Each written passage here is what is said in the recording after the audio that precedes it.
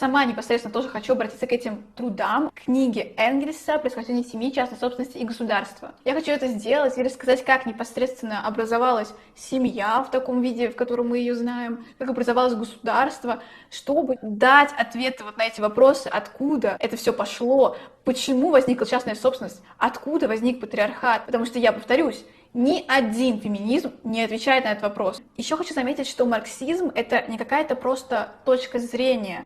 Марксизм — это результат развития всей предшествующей науки об обществе. И даже вот женские вопросы, то есть какие-то второстепенные вопросы пола, рассмотрены очень подробно. В трудах классиков марксизма-ленинизма рассказано про неравное положение женщины и поставлен вопрос об условиях ее всестороннего раскрепощения. Труд Энгельса «Происхождение семьи, частной собственности и государства» рассказывает не только о социально-экономических корнях закрепощения и унижения женщины в эксплуататорском обществе, но и по единственно возможных путях ее освобождения в условиях социализма. И обращаясь к этой работе, я критикую не только феминизм, но и мужской шовинизм, то есть тех, кто считает, что женщина как-то от природы неполноценна или что она должна там служить мужчине. Это плевок в лицо всем половым шовинистам, так сказать. Всего есть 3 главные эпохи: дикость, варварство и цивилизация. И для каждой эпохи характерна своя форма семьи. Для дикости это групповой брак. Я думаю, вы понимаете, как бы все со всеми.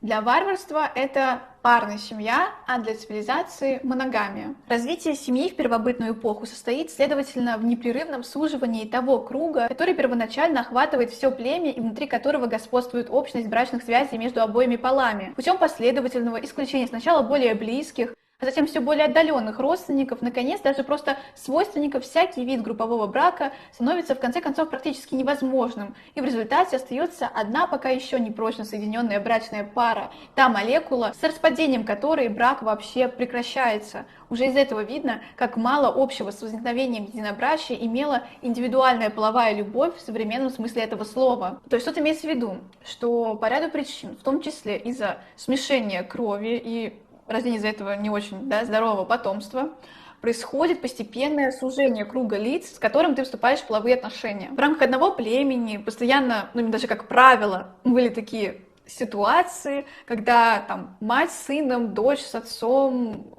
брат с сестрой. В итоге круг лиц, с которыми люди вступали в половую связь, сократился до 2 человек. Это и есть парная семья, но суть в том, что там не было строгой моногамии. И при этих 2 формах семьи, при групповом браке и даже еще при парном браке существовало общее коммунистическое домашнее хозяйство. Это первая общественная формация, которая существовала, первобытный коммунизм. В коммунистическом домашнем хозяйстве все женщины или их большинство принадлежат к одному роду, в то время как мужчины из различных родов. И это служит реальной основой повсеместно распространенного в первобытную эпоху господства женщины. Также признавать родной можно было лишь мать, так как невозможно с уверенностью точно сказать, кто отец. И это означало высокое уважение к женщинам, то есть к матерям. Еще, конечно, важным моментом было то, что женщины занимались общественным трудом, приготовлением и распределением пищи, но это тоже было производство, то есть они участвовали в общественном производстве. Мужчины доставляли то, что является предметом труда, охотились, а женщины должны были превратить предмет труда в предмет потребления. С самого начала было общее производство, в котором участвовали и мужчины, и женщины.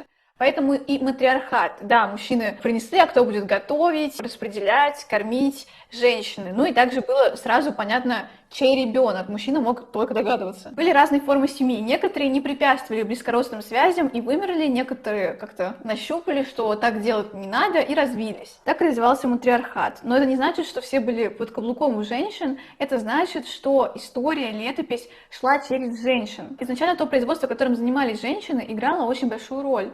Но постепенно, с усовершенствованием орудий производства, эта роль становилась все менее и менее важной. Орудия производства приводили к тому, что женщинам этим трудом становилось все легче и легче заниматься. То есть уже не барашка полностью раздела, там приносят стейк. Община постепенно стала дорастать до племени, потом союз племен. Между племенами стал зарождаться товарообмен. И потом изобрели такие средства труда, которые позволяли одному человеку прокормить 2-3 людей. То есть раньше это был вопрос выживания, и каждый человек работал сам за себя, и он мог прокормить только себя. И с появлением другой возможности стал появляться выбор в следующей ситуации. Когда два племени между собой повоевали, одно победило, и у них стал появляться более многофункциональный выбор, что же делать со своими побежденными врагами. Первый вариант — это убить или съесть, да, и такое бывало. Второй вариант — это сделать их там своими братьями, сестрами. И третий вариант, наиболее удобный и практичный, это сделать их своими рабами.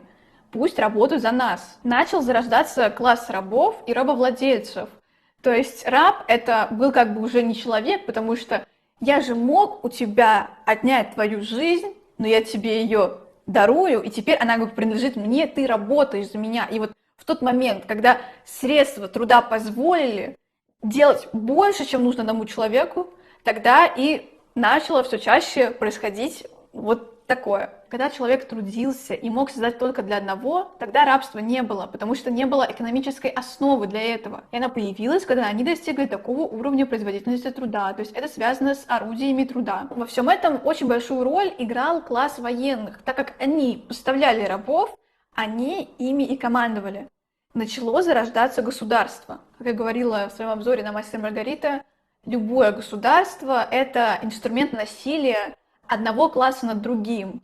Читая Энгельса, в этом не остается сомнений. Сначала у нас появилась частная собственность на орудия производства, с помощью которых получают рабов, потом частная собственность на человека. Ну, если что, как я уже сказала, рабы за человека не считаются. Это просто, так сказать, говорящие орудия. Появились люди, которые перестали быть на постоянной основе заняты производительным трудом. То есть ученые, философы, писатели, всякие деятели искусства. То есть вот тут у нас переход от матриархальной семьи к патриархальной. Пока было собирательство главной человеческой деятельностью, женщины были главными, потому что они готовили и распределяли, все хозяйство было на них. С появлением рабов все делают уже они, а кто командует рабами, тот командует общиной. И когда он командует общиной, и все это вооруженные люди, тогда и появляется государство, а община распадается. Пока производство жизненных средств находилось еще на низшей ступени и удовлетворяло лишь самые простые потребности, деятельность мужчины и женщины была в существенных чертах одинакова. Но с возрастающим разделением труда появляется не только разделение обязанностей, но и разделение самих занятий. Рыбная ловля, охота, скотоводство, земледелие требуют особых знаний, но еще в большей степени требуют этого приготовления орудий и снарядов, сделавшихся преимущественно собственностью мужчин. Мужчина, стоявший здесь на первом плане, сделался господином и собственником этих источников богатства. Вместе с ростом народонаселения и стремлением к захвату все больших земель для пастбищ и пашни, начались не только столкновения и борьба из-за обладания лучшей землею, но возникла также потребность в рабочей силе. Чем многочисленнее была эта сила, тем больше были богатства в виде продуктов и стад. Потребность в рабочей силе привела сначала к похищению женщин, затем к превращению в рабов побежденных мужчин, которых прежде убивали. Вместе с этим разрушением старого родового порядка стало быстро понижаться влияние и положение женщины. Материнское право исчезло и уступило место отцовскому праву.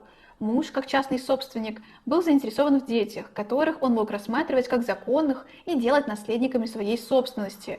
Он принудил поэтому женщину прекратить половые отношения с другими мужчинами. То есть господство частной собственности утвердило подчинение женщины мужчине. Началось время принижения женщины и даже презрения к ней. Признание материнского права означало коммунизм, равенство всех. А признание отцовского права означало господство частной собственности, а вместе с тем угнетение и порабощение женщины. Только после того, как женщинами был осуществлен переход к парному браку, мужчины смогли вести строгую моногамию. Разумеется, только для женщин. Когда появилась частная собственность, она положила свою печать на развитие семьи. Для того, чтобы сохранить частную собственность, необходимо продлить ее, решать вопрос, а чье это? Сохранить в семье. Таким образом, по мере того, как богатства росли, они с одной стороны давали мужу более влиятельное положение в семье, чем жене, и с другой стороны порождали стремление использовать это упрочившееся положение для того, чтобы изменить традиционный порядок наследования в пользу детей. Интересный факт, слово «фамилия» даже и не означает какой-то идеал, просто воплощение любви, слияние, там, не знаю, двух душ, вот это вот все. У римлян это слово первоначально даже не относится к супругам или детям, а исключительно к рабам. Famulus означает домашний раб, а фамилия — это совокупность принадлежащих человеку рабов. Слово это было введено римлянами для обозначения нового общественного организма, глава которого был господином жены и детей и некоторого числа рабов, обладая в силу римской отцовской власти правом распоряжаться жизнью и смертью подчиненных ему лиц. Люди должны для себя решить, они за коммунистическое общество, в котором и женщины, и мужчины являются свободными и обладают одинаковыми правами, или они зовут ту самую семью, в которой есть домашняя рабыня и есть хозяин. Это вот всем любителям такой традиционной семьи. Патриархальные устои связаны с рабством, а если нет прямо рабов, то и жена превращается в рабыню. Моногамная семья, она возникает из парной семьи на рубеже между средней и высшей ступенью варварства. Ее окончательная победа – один из признаков наступления эпохи цивилизации. Она основана на господстве мужа с определенно выраженной целью рождения детей, происхождение которых от определенного отца не подлежит сомнению, а эта бесспорность происхождения необходима потому, что дети со временем в качестве прямых наследников должны вступить во владение отцовским имуществом. Главная забота здесь не о семье, не о любви, а разгонять конкурентов и обеспечивать продление частной собственности. Для того, чтобы линия накопления богатства не прерывалась, необходимо точно знать, где твой сын. Господство мужчины в доме самым тесным образом связано с частной собственностью. Они как две стороны одной медали. Нельзя, чтобы было господство и не было частной собственности, и наоборот. И поэтому всем вот этим вот феминистам, которые даже не заикаются там про капитализм, про частную собственность, вот грош цена их феминизму. Чего стоит эта борьба, когда нету никаких ответов на вопросы, нет ничего, нет цели. Эта борьба никогда ни к чему не приведет, потому что они не выступают против частной собственности на средства производства. Именно существование рабства рядом с моногамией, наличие молодых красивых рабынь, находящихся в полном распоряжении мужчины, придало моногамии с самого начала ее специфический характер, сделав ее моногамией только для женщины, но не для мужчины. Такой характер она сохраняет и в настоящее время. Подведем небольшой итог. Огромная роль в первобытном обществе коммунистического домашнего хозяйства и заслуженное почитание материнства обеспечивают высокое положение женщины. Однако дальнейшее развитие общества закономерно приводит к возникновению частнособственнической единобрачной семьи, где муж – собственник фамильного имущества, а жена, оторванная от полезного общественного труда, его служанка. Еще раз небольшой такой подытог. То есть дикости соответствует групповой брак, варварству соответствует парный брак, а цивилизации – моногамия. Где-то между парным браком и моногамией на высшей ступени варварства вклинивается господство мужчин над рабынями и многоженство. Как вы могли заметить, своеобразие прогресса, который заключается в последовательной смене форм семьи, заключается в том, что половой свободы, присущей при групповом браке, все более лишаются женщины, но не мужчины. Но мы идем навстречу к такому общественному перевороту, когда экономические основы моногамии столь же неминуемо исчезнут, как и основы ее дополнения – проституции. Но предстоящий общественный переворот, который превратит в общественную собственность по меньшей мере неизмеримо большую, прочных, передаваемых по наследству богатств, средства производства, сведет к минимуму всю эту заботу о том, кому передавать наследство. Вместе с превращением средств производства в общественную собственность исчезнет также и наемный труд,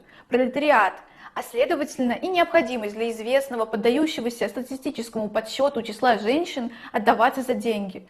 Проституция исчезнет, а моногамия, вместо того, чтобы прекратить свое существование, станет, наконец, действительностью также и для мужчин. Общественная собственность на средства производства уже только потому нужна, чтобы обеспечить равное положение мужчины и женщины и равные возможности для их развития. Нужно, чтобы частное домашнее хозяйство превратилось в общественную отрасль труда. Только социализм, покончив с частной собственностью на средства производства, окончательно освободит женщину, обеспечив ей экономическую самостоятельность, независимость от мужчины. Первой предпосылкой освобождения женщины является возвращение всего женского пола к общественному производству, что в свою очередь требует, чтобы индивидуальная семья перестала быть хозяйственной единицей общества. То есть коммунисты — это те люди, которые снова хотят поставить женщину на такое высокое положение в обществе. Если она в труде будет занимать настолько высокое положение, то она и в семье будет занимать такое же высокое положение. При этом тоже хочу немножко поговорить о настоящем времени, что сейчас. Вот говорят, что у женщин вообще уже никаких проблем нет, наоборот, они привилегии, вообще у нас там матриархат, то есть, есть, да, такая противоположная точка зрения. Что я хочу сказать? Еще Ленин, он подчеркивал, что равенство по закону не есть равенство в жизни. То есть, что мы сейчас имеем? У нас все так же остается. Это моногамная семья, со строгой моногамией, для женщины. У нас существует проституция, у нас существует частная собственность, все логично.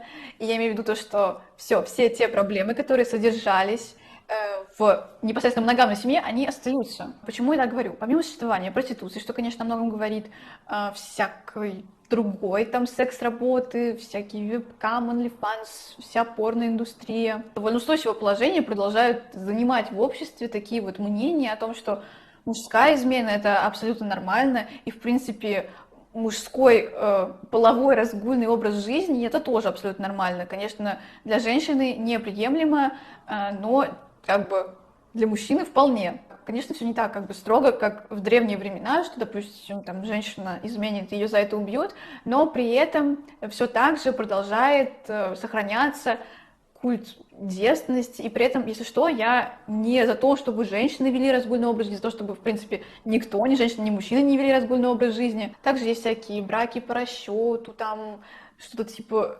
эскорт, там встречи за деньги, за подарки, ну просто там всякого я уже насмотрелась в ТикТоке, да? Брак обуславливается классовым положением сторон, и поэтому всегда бывает браком по расчету. Этот брак по расчету в обоих случаях довольно часто обращается в самую грубую проституцию. Иногда обеих сторон, а гораздо чаще жены, которая отличается от обычной куртизанки только тем, что дает свое тело не так, как наемная работница свой труд, оплачиваемый поштучно, а раз и навсегда продает его в рабство.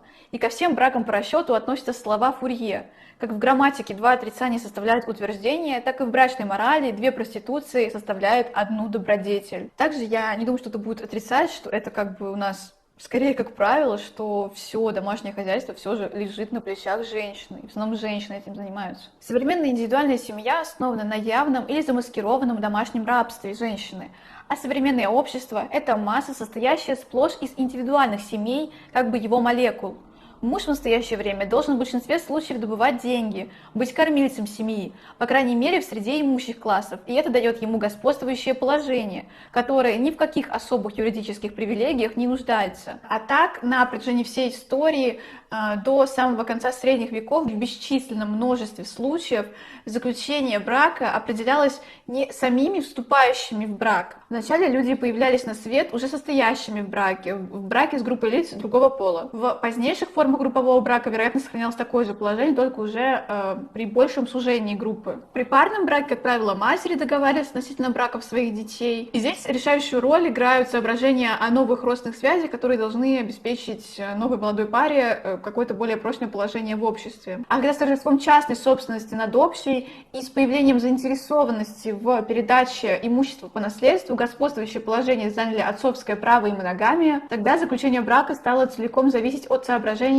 экономического характера. Существовавшая ранее форма брака купли исчезает, но по сути дела такой брак продолжает осуществляться во все возрастающих масштабах, и причем тут не только уже на женщину устанавливается цена, но и на мужчину, и не по их личным качествам, а по имуществу. В практике господствующих классов с самого начала было неслыханным делом, чтобы взаимная склонность преобладала над всеми другими соображениями. Нечто подобное могло случаться разве что в мире романтики или у угнетенных классов, которые в счет не шли. Именно капиталистическое общество, превратив все в товары, уничтожило сохранившиеся от прошлого отношения, унаследованные обычаи, на их место оно поставило куплю и продажу, свободный договор. Но заключать договоры могут люди, которые в состоянии свободно распоряжаться своей личностью, своими поступками, своим имуществом, которые равноправны по отношению друг к другу. Согласно буржуазному пониманию, брак был договором, юридической сделкой, причем самой важной из всех, потому что она на всю жизнь определяла судьбу души и тела двух человек. И вот тут как бы такой